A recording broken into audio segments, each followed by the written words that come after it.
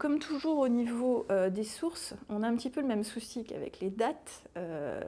On ne dispose malheureusement pas d'une liste des ouvrages que Shakespeare avait consultés ou qu'il possédait dans sa bibliothèque. Donc on est réduit de nouveau à faire des hypothèses plus ou moins solides, alors souvent elles sont quand même très solides, à partir des textes dont on dispose, et à souligner des ressemblances entre une pièce précédente sur le même sujet et la pièce de Shakespeare du même titre.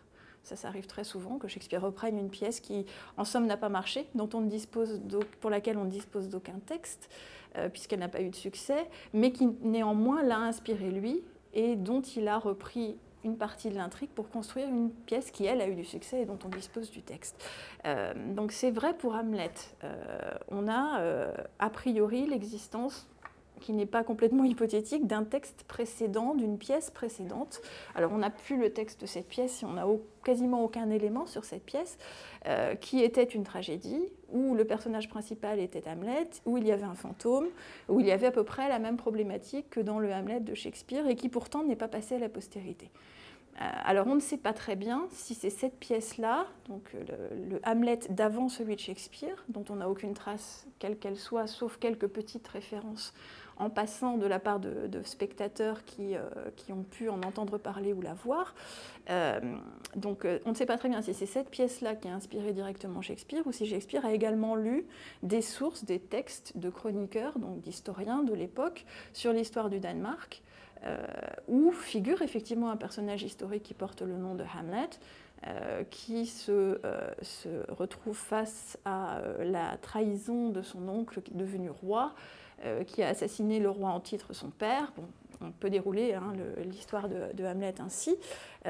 Donc on en est réduit finalement à supposer que c'est un mélange de ces sources historiques, donc de chroniqueurs, et puis peut-être de la pièce qu'il avait sans doute vue ou dont il avait entendu parler.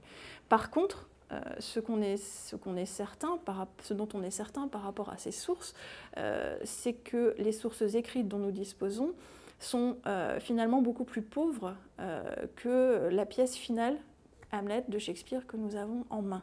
C'est-à-dire que Shakespeare a rajouté des personnages, a rajouté des éléments parallèles à l'intrigue principale, des complications, des personnages auxiliaires qui ne servent finalement qu'à construire une scène en elle-même. Je pense par exemple au Fossoyeur.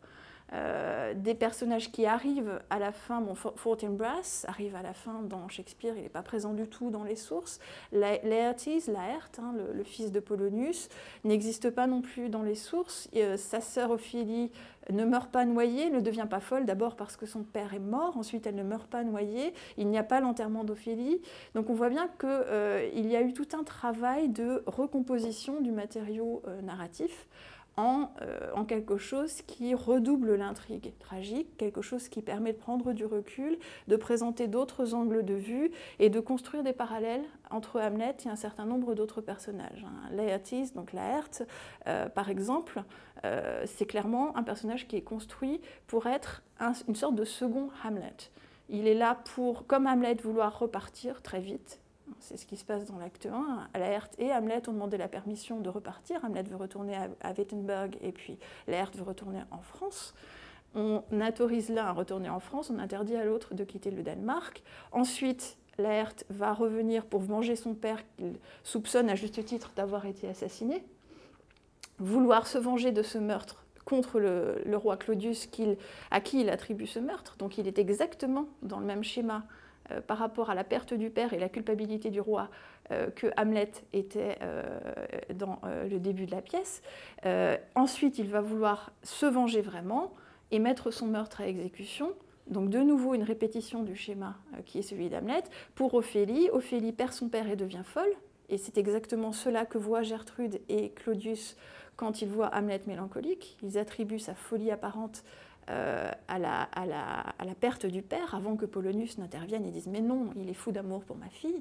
Et puis Ophélie, elle, va réaliser ce que Hamlet souhaite mais n'obtient jamais, c'est-à-dire le désir du suicide, la fin de la vie.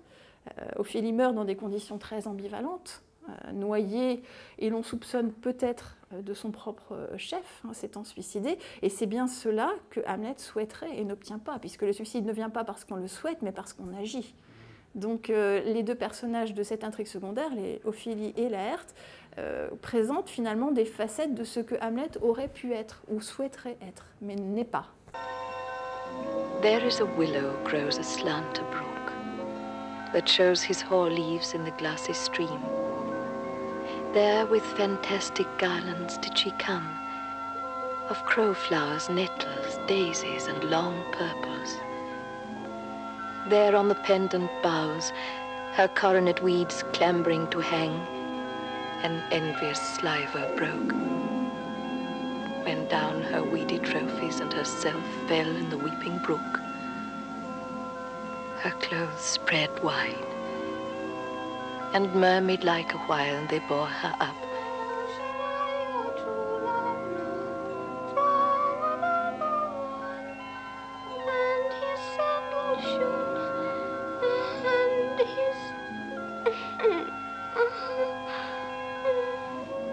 But long it could not be, till that her garments, heavy with their drink, pulled the poor wretch from her melodious lay to muddy death.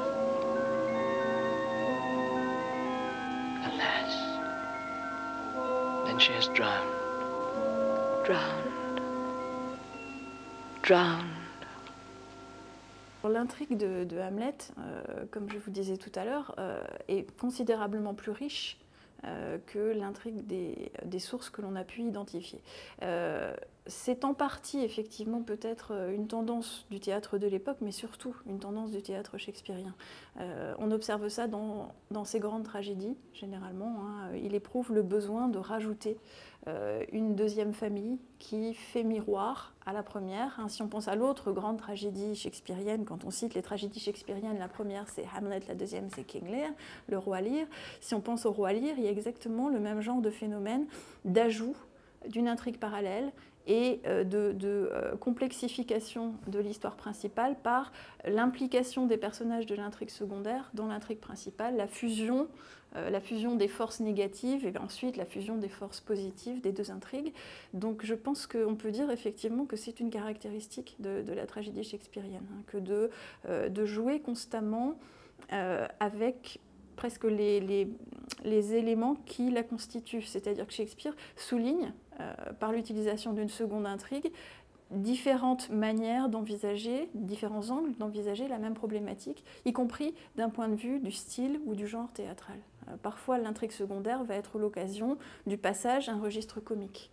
Polonius, par exemple, est à la fois un double du père, puisque le père de Hamlet, lui, n'existe que sous forme spectrale, dans la présence du fantôme, va être un double du père perdu par Hamlet, mais va être aussi un bouffon, censé faire rire, et permettre à Hamlet la moquerie qui engendre le rire. Parce qu'il y a aussi pas mal de moments drôles dans cette pièce, de manière très paradoxale, alors que c'est une pièce très sombre, un héros très noir, autant au sens de son costume que de son âme, et pourtant c'est aussi un personnage qui fait rire.